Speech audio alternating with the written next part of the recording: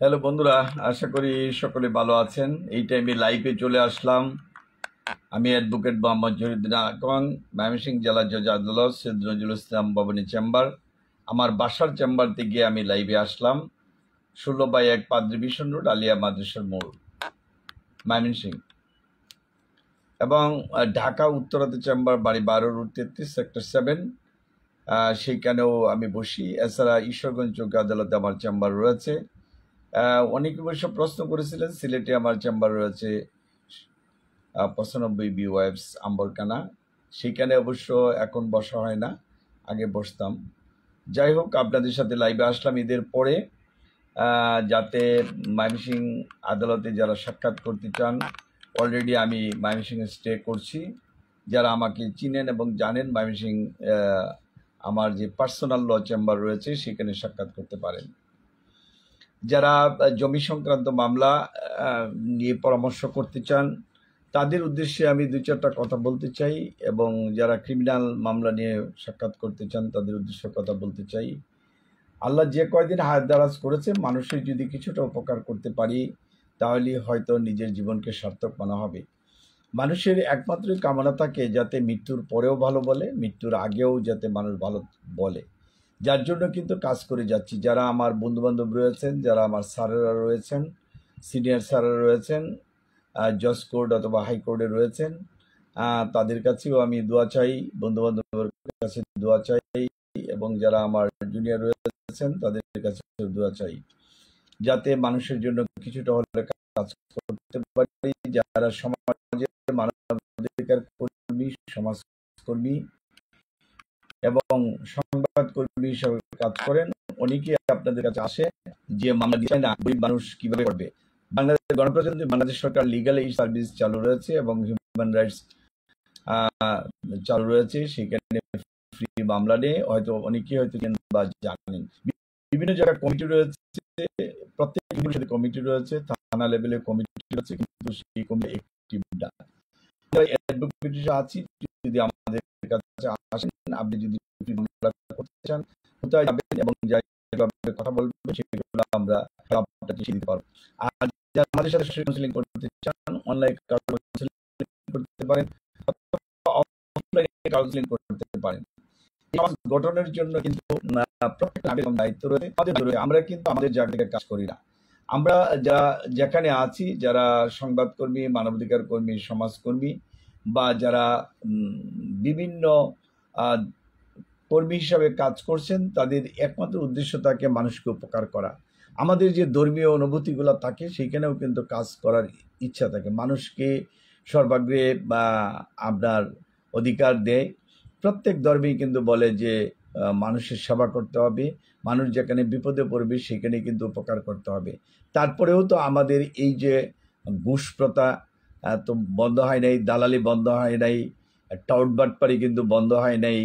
আমরা কিন্তু ধর্মীয় কাজে 5 ওয়াক্ত নামাজ পড়ি মুসলমান হিসেবে, হিন্দুরা পূজা করে, খ্রিস্টানরা তারা আরাধনা করে, বিভিন্ন কিছু করার পরেও কিন্তু সমাজে কমছে না, বরং পুলিশের পরিমাণ বাড়ানো হচ্ছে।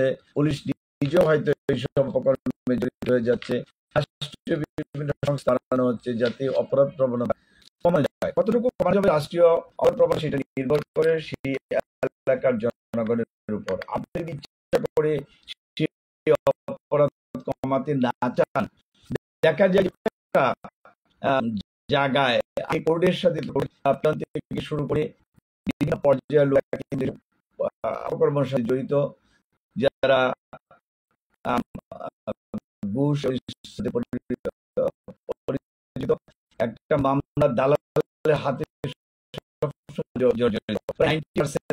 দালালদের হাতে, দালাল হয়তো গ্রহণ করে যায়, এবং এই সবটা ভালো না, ভালো হতে পারবে। দেখেন, চুরি প্রথা ছিল, এটার জন্য আপনার সিসি ক্যামেরা আবিষ্কার হয়েছে।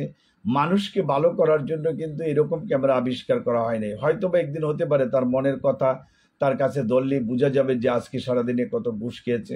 বিজ্ঞান হয়তো সেটা একদিন আবিষ্কার করতে পারে, নাও করতে পারে। যদি না করতে পারে, নৈতিকতার দিক থেকে যদি আমরা ভালো না হই তাহলে কখনোই পারবো না।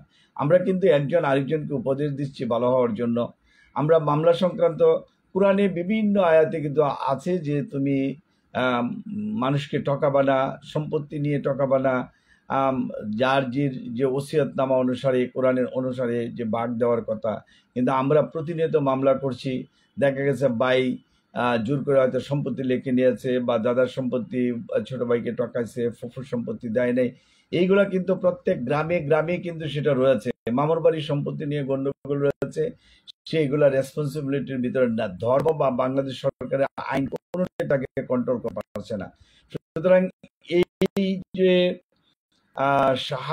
হাসান আমার এটা ওয়াচ করছেন, ধন্যবাদ ভাই আমাদের এটা দেখার জন্য। এই মানুষের অপরাধ রাষ্ট্রীয় ভাবে বিভিন্ন আইন করা হয়েছে ঘুষের বিরুদ্ধে। সেই ব্রিটিশ আমল, তার আমলেও যখন আইন প্রণয়ন ছিল তখন আইন করা হয়েছে যে ঘুষের প্রতিরোধ করবে।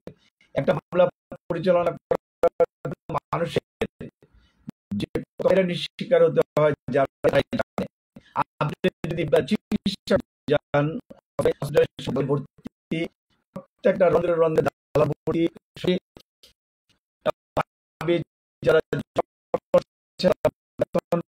সরকারি ভাবে ঘুষ খাইতে, তারপর তাদের হচ্ছে না। এই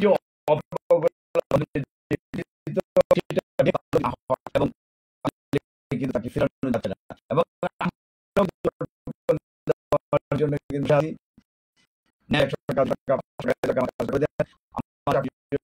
টাকা নেন, আমি পাস হচ্ছে না। আমরা যদি সেই দিকে তাকাই, ধরার দিকে, সেও কিন্তু অপরাধে কিন্তু জড়িত রয়েছে। যদি কখনো উদ্যোগী না হয় হবে না। আমরা করবো, মিশে যাবে, আল্লাহর কাছে সে সবাইকে জবাব দিতে হবে। যার জীবন অনুসারে সে ধর্মীয় যে সেখানে জবাব দিতে হবে। সুতরাং আমরা যারা মুসলমান, আমাদের কার্যক্রম কেরকম আমাদের প্রতিদিন আমরা করি, মানুষ ধরতে পারে। এই যে যারা মামলা নিয়ে, জমির মামলা, ক্রিমিনাল মামলা,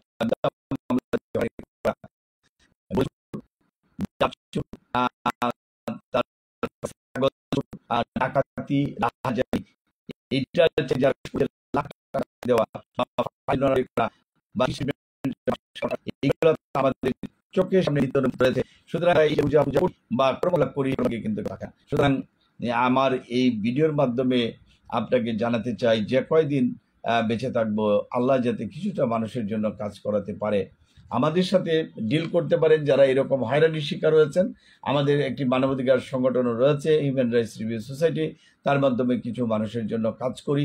আমারও ভুল ত্রুটি থাকতে পারে, যদি আমাকে দেখায় দেন যে এইখানে আপনার ভুল রয়েছে, ত্রুটি রয়েছে, সেটার জন্য আমরা সংশোধন হওয়ার জন্য চেষ্টা করব। অনেক অ্যাডভোকেট অনেকেই মনে করে দূর থেকে যে কোর্টে মনে হয় মিথ্যা কথা বলা যায়। কোর্ট কিন্তু সবসময় কাগজ অনুসারে কথা বলে, সাক্ষী অনুসারে কথা বলে। আপনি যদি সাক্ষী মিথ্যা দেন তাহলে তো সিদ্ধান্ত নিতে পারবেন। আপনি যদি কাগজপত্র, আপনি বাধ্যবাধীর কাগজপত্র রেডি করে জমা দেন, সেটা তো নিতে পারে না। যাই হোক, আমাদের এই ঈদের পরবর্তী টাইমে আমার লাইফে আসার উদ্দেশ্য আমার কথাগুলো ব্যক্ত করা, যাতে আল্লাহ আমাদেরকে সেই ধরনের লাইফ জীবন দান করেন, যে জীবনে মানুষের জন্য উপকার করে, আমরা যাতে সেই উপকারটুকু করতে পারি। সুতরাং আপনারা যারা বিভিন্ন পর্যায়ে মানুষ রয়েছেন, সততার মাধ্যমে অধিকাংশ মানুষই হয়তো সেইখানে আসবে না। সুতরাং যারা এই সততার পথে আসতে চান, তাদের উদ্দেশ্যে বলবো, আমাদের সাথে যোগাযোগ রাখুন। আমাদের যে আপনারা যে মামলাগুলো নিয়ে হয়রানির শিকার হচ্ছেন, বিভিন্ন জায়গাতে টাকার জন্য মামলা পরিচালনা করতে পারছেন না, তারা আমার ফোন নাম্বারে যোগাযোগ করেন। আমার ফোন নাম্বার 01711921416। আপনি যে সংসার পরিচালনা করেন, প্রত্যেকেই যদি আপনি কাজ করেন এবং টাকা ইনকাম করার চেষ্টা করেন, আপনিও কিন্তু গরিব থাকবেন না। সুতরাং গরিব গরিব বলে আমরা যে বলি, কাজের যদি সংস্থান সরকারের পক্ষ থেকে হোক অথবা বেসরকারি পর্যায়ে হোক, আমরা যদি কাজ করি মানুষের জন্য,